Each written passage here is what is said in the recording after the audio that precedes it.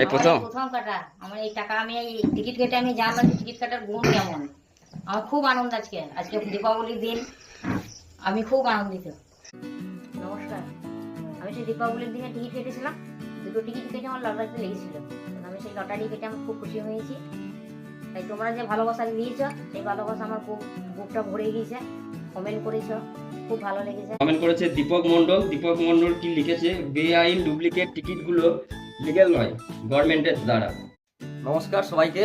তো আমি একটা ভিডিও ছেড়েছিলাম লটারি পেয়ে কতটা খুশি। তো আজকে সেই ভিডিওটার এক বছর হয়ে গেল। তো সেই ভিডিওটা আজকে রিপ্লাই দিয়েছি। অনেক সবাই কমেন্ট করেছে। তো যারা কমেন্ট করেছে বা যারা ভিডিওটা দেখেছো, খুব ভালোবাসা দিয়েছো, তো তাদেরকে অনেক ধন্যবাদ। তো আজকে সেই ভিডিওটা নিয়ে একটু আলোচনা করব। আর ভিডিওটার যারা কমেন্ট করেছে, অনেকে বলেছে যে জাল টিকিট, অনেকে ফেক, অনেকে অনেক কিছু বলেছে কমেন্ট। তো সেই কমেন্ট যারা করেছে সেগুলো শো করছি। টিকিটটা কাটা হয়েছিল কালী পুজোতে, কালী পুজোর দিনে, দীপাবলির দিনে। আর ওটা 2024 সালে কাটা হয়েছিল। তো ওটা ছিল আমার মা। অ্যাকচুয়ালি আমার মা কোনোদিন টিকিট কাটেনি। তো কালী পুজোর দিন, দীপাবলির দিন হঠাৎ টিকিট কেটেছিল। আর ওটাতে লেখা ছিল ডে নাইট। কারণ দিনেও টিকিট কেটেছিল, একটা 1টার খেলা ছিল আর একটা রাত 8টার খেলা ছিল।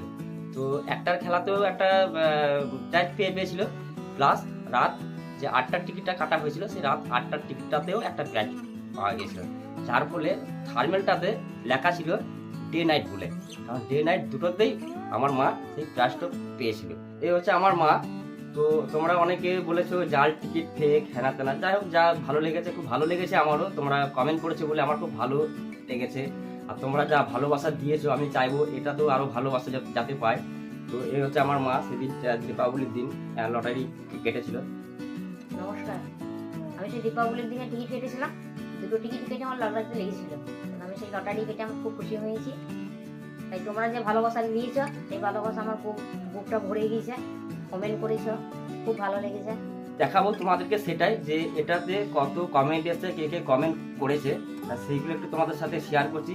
আর ভিডিওটা যদি ভালো লেগে থাকে, নিশ্চয়ই আমি চাইবো, আশা করব ওই ভিডিওটা যতটা ভালোবাসা দিয়েছো, তো এতটাই যাতে ভালোবাসা পায় তোমাদের ভালোবাসা নিয়ে। কারণ তোমাদের ভালোবাসা নিয়ে সব কিছু। তো চলো দেখাচ্ছি, শো করছি কে কে কমেন্ট করেছে না করেছে, সেগুলো একটু তুলে ধরছি। লটারির টাকা পেয়ে খুশি। তো সেই ভিডিওটা তোমাদেরকে আজকে রিপ্লাই দিয়েছি। অনেকজন কমেন্ট করেছো, খুব ভালো লেগেছে, কমেন্ট করেছো আর খুব ভালোবাসা দিয়েছো। তো আজকে আমি স্টুডিওতে চলে এলাম। আর স্টুডিওতে এসে আমি দেখাচ্ছি কে কে কমেন্ট করেছে, কত ভিউজ আছে, কত তোমরা ভালোবাসা দিয়েছো। তো প্রথমে আমি দেখো স্টুডিওতে চলে গেলাম। KM blog. তবে একটা কথা বলে দিই, যারা ভিডিওটা দেখছো বা যারা চ্যানেলটাতে সাবস্ক্রাইব করোনি, তারা সাবস্ক্রাইব করে দিও। দেখো এখানে আমি চলে এলাম,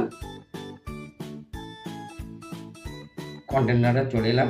আর এখানে কন্টেনারে যাওয়ার পরে আমি সেই ভিডিওটাতে যাব যেটাতে তোমরা খুব ভালোবাসা দিয়েছো।